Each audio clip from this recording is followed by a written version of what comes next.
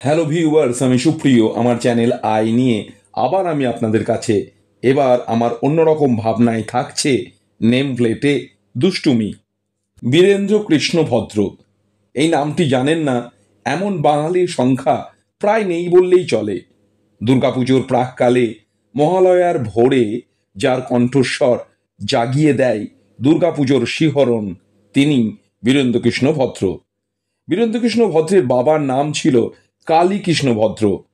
তাঁদের বাড়ির নেম প্লেটে লেখা ছিল কে কে ভদ্র, অর্থাৎ কালীকৃষ্ণ ভদ্রের সংক্ষিপ্ত নাম। কিন্তু কিশোর বীরেন্দ্রকৃষ্ণ ভদ্রের বন্ধুরা তার নিচে লিখে দিয়েছিল বীরেন ছাড়া সবাই। তার ফলে সব মিলিয়ে নেম প্লেটে লেখাটি দাঁড়ালো কে কে ভদ্র, বীরেন ছাড়া সবাই। এমনই আরেকটি ঘটনা ঘটেছিল অভিনেতা ছবি বিশ্বাসদের বাড়ির নেম প্লেটে। ছবি বিশ্বাসের বাবার নাম ছিল অমিয় কৃষ্ণ বিশ্বাস। নেম প্লেটে সংক্ষেপে লেখা ছিল এ কে বিশ্বাস।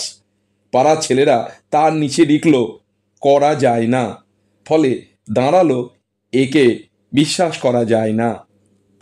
কেমন মজার না? ভিডিওটি ভালো লাগলে চ্যানেলটিকে সাবস্ক্রাইব করবেন প্লিজ, আর বেল বাটনটিকে অন করে রাখবেন যাতে আমার ভিডিওগুলি সবার আগে পৌঁছে যায় আপনার মোবাইলে। ভালো থাকুন, সুস্থ থাকুন, আর দেখতে থাকুন চ্যানেল আই অন্যরকম ভাবনা।